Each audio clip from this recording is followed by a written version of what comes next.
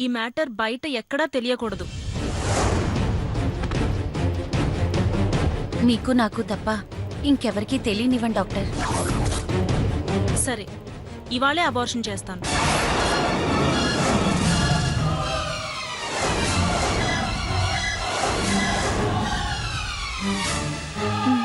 పద.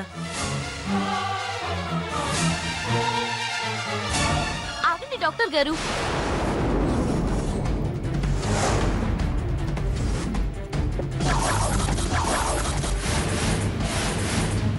ఎవరమ్మా నువ్వు? ఆవిడికి బాగా కావాల్సిందనిలేండి. ఆవిడిక్కడికి ఎందుకు వచ్చిందో, ఇప్పుడు మీరు ఏం చేయబోతున్నారో మొత్తం బయట నుంచి విన్నానండి. ఓ 5 నిమిషాలు ఆవిడ్ని బయటికి పంపిస్తే 10 నిమిషాల్లో మీ దగ్గరికి పంపిస్తానండి. అది కాదమ్మా, చూడండి, భర్త పర్మిషన్ లేకుండా ఏ అమ్మాయికి అబార్షన్ చేయకూడదని డాక్టర్ గారికి బాగా తెలుసండి. అలా కాదని మీకు అబార్షన్ చేశారనుకోండి, ఎంత పెద్ద కేసో డాక్టర్ గారికి చెప్పనక్కర్లేదండి.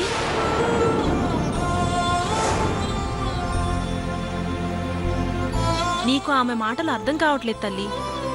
నాకు క్లియర్గా అర్థమయ్యాయి. నీకు అబార్షన్ చెయ్యకపోతే ఏం కష్టాలొస్తాయేమో నాకు తెలియదు, కానీ నాకు మాత్రం అంతకన్నా కష్టాలొచ్చేలా ఉన్నాయి. ముందు నువ్వు ఆమెతో వెళ్ళమ్మా.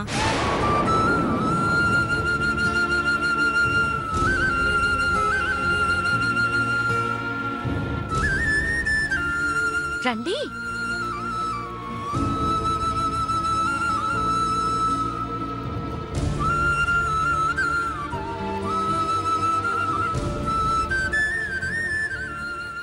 మీరింత మానవత్వం లేని వాళ్ళని, కరుణ లేని కసాయి వాళ్ళని అస్సలు అనుకోలేదండి. ఏంటమ్మా నువ్వు అనేది? ఏమిటా, మా అక్క పెళ్లిలో మీరు మా అమ్మకి చేసిన సహాయం చూసి మీకు జాలెక్కువ అనుకున్నానండి. మీ అత్తగారి టార్చర్ని అమాయకంగా సహిస్తుంటే మీకు ఓర్పెక్కువ అనుకున్నానండి. మీ భర్త ఎంత హింసిస్తున్నా భరిస్తుంటే మీకు ప్రేమ ఎక్కువ అనుకున్నానండి. కానీ అవన్నీ ఒట్టి నటనే అని ఇప్పుడు అర్థమైందండి. నువ్వు నన్ను అపార్థం చేసుకుంటున్నావమ్మా. లేదండి, ఇప్పుడే బాగా అర్థం చేసుకున్నానండి. అయినా పుట్టబోయే బిడ్డని చంపుకోవడానికి సిద్ధపడ్డ మీకు ఏం చెప్పినా అర్థం అవ్వదులేండి. అసలు నేను ఇలాంటి నిర్ణయం ఎందుకు తీసుకున్నానో తెలిస్తే తెలుసుకోవడానికి ఏముంటుందండి. మహా అయితే పిస్నారి అత్తగారు పెట్టే పిచ్చి పనిష్మెంట్లు, తాగుబోతు భర్త గారు పెట్టే టార్చర్లు, వాటి వల్లొచ్చే కష్టాలు, కన్నీళ్లు, అంతే కదండి.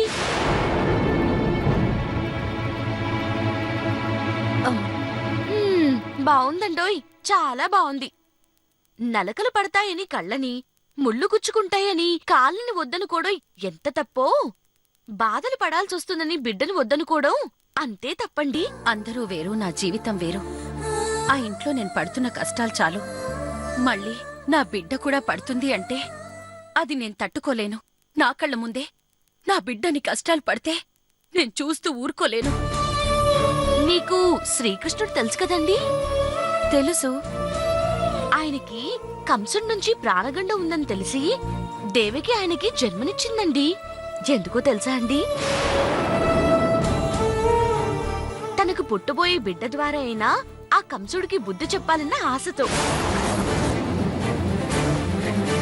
తన కష్టాలు కన్నీళ్లు తుడుస్తాడన్న నమ్మకంతోనండి. ఆ దేవకి మాతే గనుక కంసుడికి భయపడినా, కాలానికి తల ఉంచినా మనకి మహాభారతం, భాగవతం అనేవి ఉండేవి కాదండి.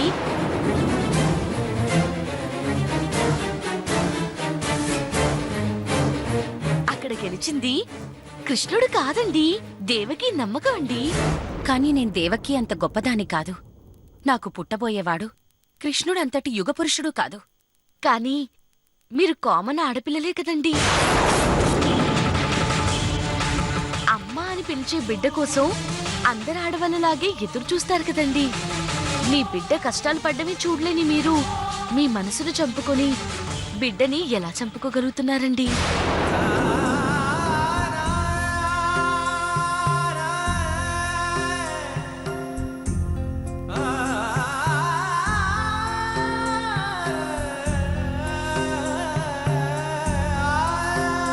చేసే నవ్వులతో బుడిబుడి అడుగులతో తిరగాల్సిన మీ బిడ్డను మీ స్వార్థంతో ఈ భూమి మీదకి రాకుండా చేయడం ఎంతవరకు న్యాయమండి?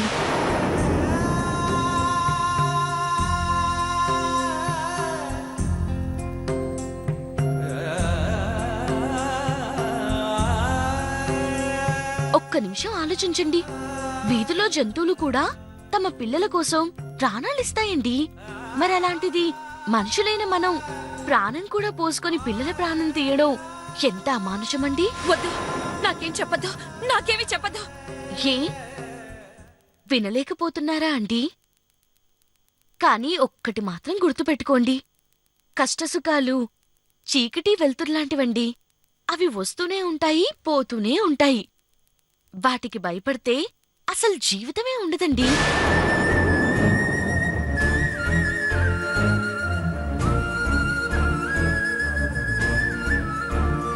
రేపు మీకు కొడుకో కూతురు పుట్టి బాగా చదువుకొని ప్రయోజకురాలైతే అప్పుడు మీ కష్టాలు తీర్తాయా తీరవా అండి?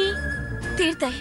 వాడు బాగా సంపాదించి పెద్ద పెద్ద బంగ్లాల్లో కార్లలో తిప్పుతూ ఉంటే తిరగాలనుందా లేదా అండి? ఉంది. ఆ తర్వాత మనవళ్ళు మనవరాళ్ళు పుడితే ఎత్తుకుని ఆడించాలనుందా లేదా అండి? ఉంది. మరి కోరికలన్నీ తీరాలంటే మీరు తల్లి కావాలా లేదా అండి? కావాలి. చూసారా అండి, ఒక్క క్షణం భవిష్యత్తుని అందంగా ఊహించుకుంటే ఏదో సాధించిన ఆనందం మీ మొహంలో కనబడుతుందండి. అదే ఉన్నవన్నీ మంచి రోజులే.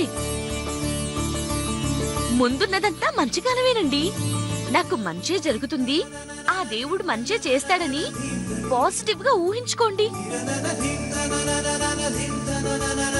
ఎవరు ఏమైపోతే నాకేంటి? నా బిడ్డ కోసం, నా కోసం, నా కుటుంబం కోసం బతుకుతానని ధైర్యంగా ముందుకు వెళ్ళండి.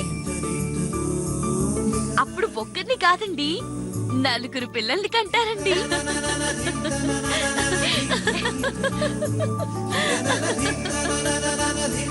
ఈ నవ్వు మీతోనే ఆగకూడదండి, మీ పిల్లల మొహంలో కూడా చూడాలని నా కోరికండి.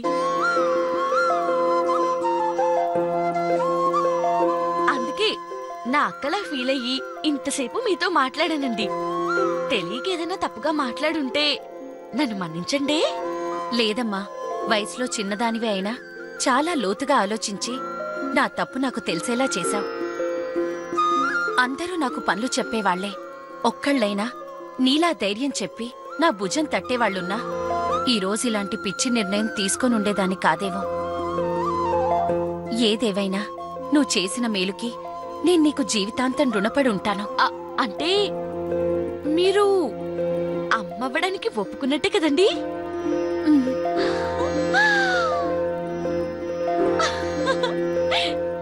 కంగ్రాట్స్ అండి. ఇప్పటికే చాలా ఆలస్యమైంది. వస్తాను.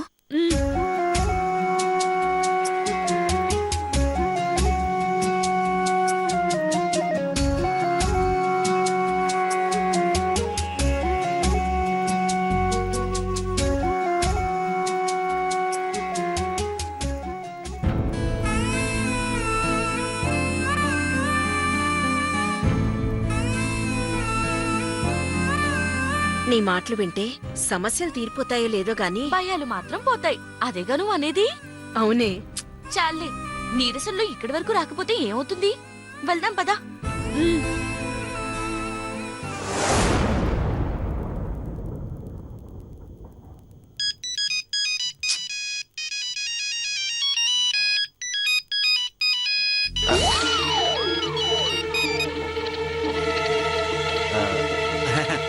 హలో, ఏమండి, బక్క చిక్కే పౌడర్ తెస్తున్నారా?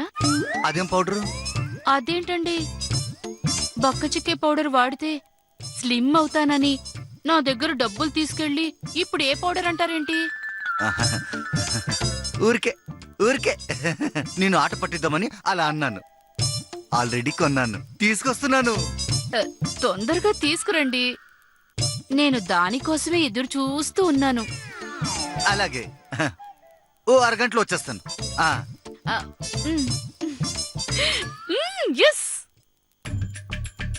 వామ్మో, తన దగ్గర తీసుకున్న డబ్బులు ప్యాకెట్లో ఖర్చు అయిపోయినాయి. ఇప్పుడేం చేయాలి? రండి బాబు, రకరకాల పౌడర్లు, రకరకాల తిలకాలు. రండి బాబు, రండి రండి. ఇక్కడ ఏ వస్తువైనా 10 రూపాయలే. రండి రండి.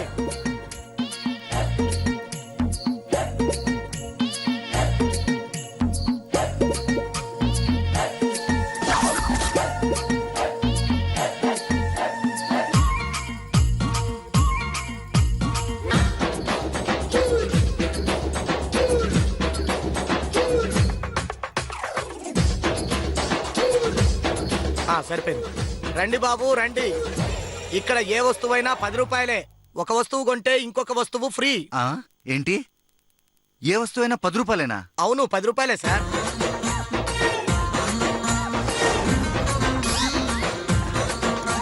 ఈ ఫోన్ ఇచ్చేయి. అయ్యి బాబోయ్, ఇది నా ఫోన్ అండి బాబు. సరే సరే. ఆ పౌడర్ డబ్బా ఎంత? 10 రూపాయలు. 5 రూపాయలకి ఇస్తావా? ఇటు ఇవ్వండి. ఖాళీ డబ్బా అయితే ఇస్తానండి. అక్కర్లేదు అక్కర్లేదు.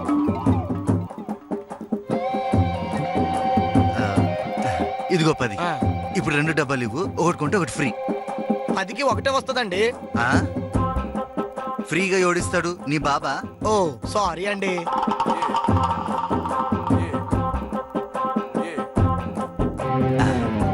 ఇదిగో, ఇది తీసుకొని నా 10 నాకు ఇచ్చేయి. అదేంటి? ఇది కొన్న డబ్బా, ఇది ఫ్రీగా వచ్చిన డబ్బా. కరెక్టే కదా? అయితే ఫ్రీగా ఇచ్చింది నేను ఉంచుకుంటున్నాను, కొన్నది తిరిగి ఇచ్చేస్తున్నాను. నీ డబ్బా నువ్వు తీసుకొని నా డబ్బులు నాకు ఇచ్చేయి.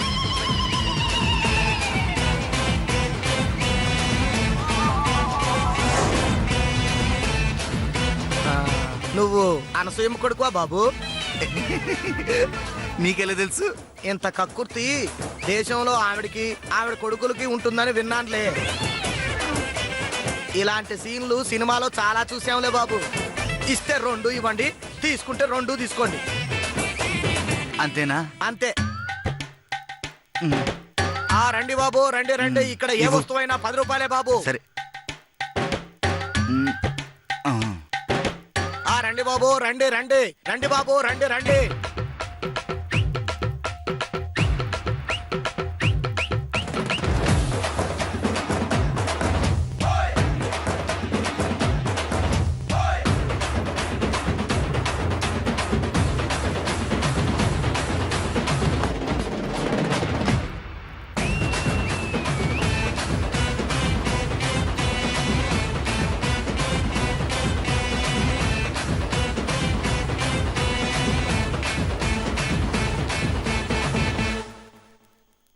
ఇస్తే 2 ఇవ్వాలా? ఇప్పుడు ఇస్తా, తీసుకోరా. రండి బాబు, రండి రండి సార్. మీరు రండి సార్. ఇదిగో, నీ డబ్బులు నువ్వు తీసుకొని నా డబ్బులు నాకు ఇచ్చేయి.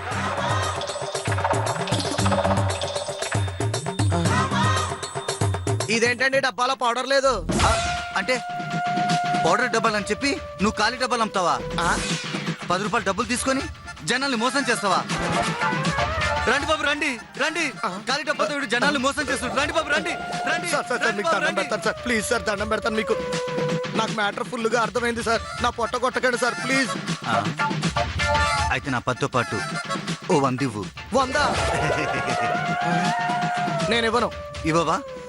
రండి బాబు రండి రండి బాబు రండి. చూడండి బాబు చూడండి, నన్ను మోసం చేస్తున్నాడు. చూడండి బాబు. అలా అరవబాకండి సార్. ఇదిగోండి 100 తీసుకోండి. మళ్ళీ ఈ ఏరియాలో ఎప్పుడు అమ్ముతావు? ఎందుకు సార్?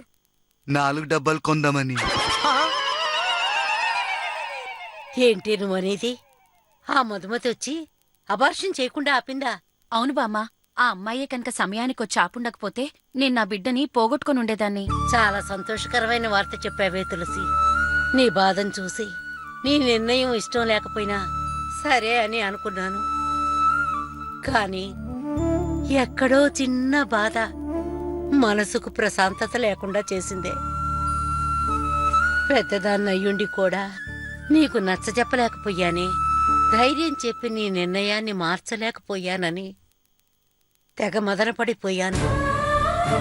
కానీ నువ్వు ఆ మధుమతి గురించి చెప్పాక మనసు కొంచెం తేలిక పడింది. వయసులో నాకంటే చిన్నదైనా నాకన్నా పెద్దగా ఆలోచించి నీకు మేలు చేసినందుకు ఆ పిల్లని వెంటనే కలిసి కృతజ్ఞతలు చెప్పాలనుంది. అవును బామ్మ, ఆ అమ్మాయి మాటలు వింటే చాలు భయాలన్నీ పోతాయి, ఎక్కడలేని ధైర్యం వస్తుంది. కానీ అత్తయ్య గారిని తలుచుకుంటేనే భయం వేస్తుంది బామ్మా. ఇప్పుడేగా ఎక్కడలేని ధైర్యం వచ్చిందన్నావు, అంతలోకే భయమా? అంటే నాకు తిండి పెట్టడమే దండగా అనుకుంటుంది, ఇంకా కడుపులోని బిడ్డకు కూడా అంటే. నీ బాధ నాకు అర్థమైంది. అది ఎంత దుర్మార్గురాలైనా పిసినిగొట్టైనా అది ఆడతేనే. అది కూడా అమ్మాయిన తర్వాతే అత్తయింది. నాకు తెలిసి పని దగ్గర ఎలా ఉన్నా తిండి దగ్గర ఏ లోటు రాకుండా చూసుకుంటుందని అనుకుంటున్నాను. ఒకవేళ అలాంటిది ఏదైనా జరిగితే అత్తగా దాన్ని నేను నిలదీస్తాను. అది జరిగే పనేనంటావా బామ్మా? అర్థమైంది. అయితే దీనికి ఒకటే పరిష్కారం. కొన్నాళ్ల వరకు ఈ విషయాన్ని ఎవరితోనూ చెప్పొద్దు. అప్పటి వరకు నీకేం కావాలన్నా నన్నడుగు. దానికి తెలియకుండా నేను తెచ్చిస్తాను, సరేనా? థ్యాంక్స్ బామ్మా. తులసి, కొంచెం జాగ్రత్తగా ఉండు. వెళ్ళు. ఉమ్.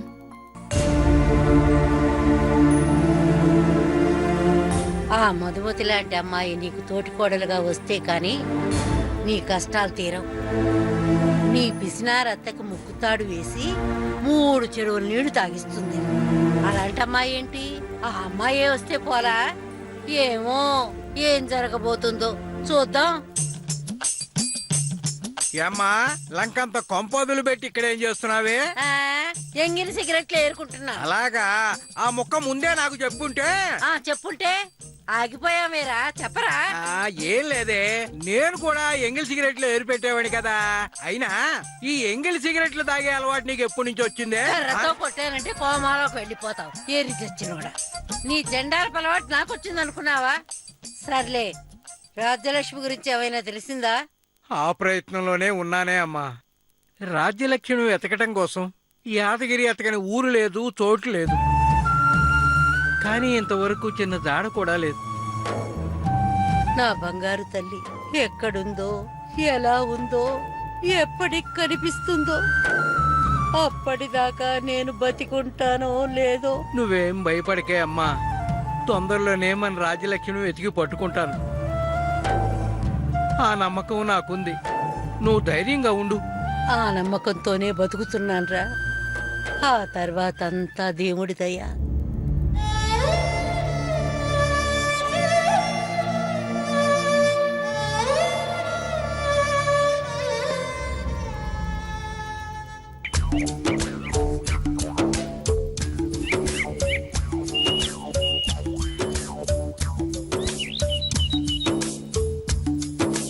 అమ్మగారు,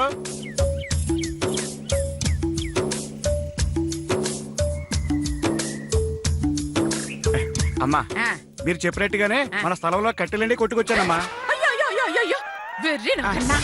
విధవన్నర విధవారి, నేను తెమ్మంది మన స్థలంలో ఉన్న కట్టెలు కాదురా. మరి అయ్యో, పక్క స్థలంలో ఉన్న మన కట్టెలు. మన కట్టెలు పక్క స్థలంలో ఎలా ఉంటాయమ్మా? అయ్యో, మన నరుక్కొస్తే ఆ కట్టెలు మనవే కదరా.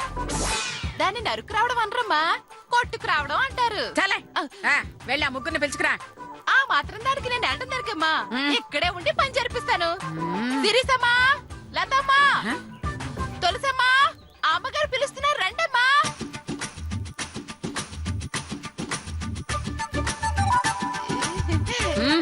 ఇక్కడే ఉండి పని జరిపిస్తానన్నా. ఏరే, ఒక నిమిషం అమ్మా, మళ్ళీ పిలుస్తాను. లతమ్మా, సిరిసమ్మా, తులసమ్మా, ఒకసారి రండమ్మా.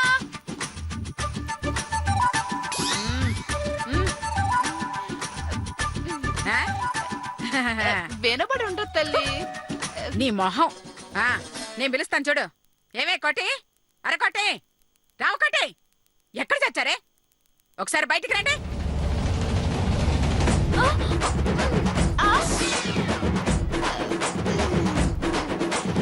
వాళ్ళకి అసలు పేర్లు కట్టే నీకోసరి పేర్లే బాగా అలవాటైపోయామ్మా. ఇక నుంచి నేను కూడా అలాగే పిలుస్తానమ్మా. చంపుతా. ఏంటత్తయ్య పిలిచారు? నాకు తెలుసు, అత్తయ్య గారు మన ముగ్గురిని ఆ కట్టెలు అమ్ముకు రమ్మంటారు. అవును కదూ? నువ్వు నోరుమై. ఆవిడికి లేనిపోయిన ఐడియాలు ఇవ్వ మాకు. నిజంగానే అమ్మకు రమ్మంటుంది. అమ్మో అయితే ఎందుకు పిలిచారు ఆవిడ్ని అడిగి తెలుసుకుందామా? ఛీ, ముందు ఆవిడేం చెప్తుందో విను. రేయ్ ఆపండి. రే సుబ్బా అమ్మా నువ్వు అర్జెంట్ గా అక్కడ 4 పొయ్యిలు రెడీ చెయ్యి. అలాగేనమ్మా.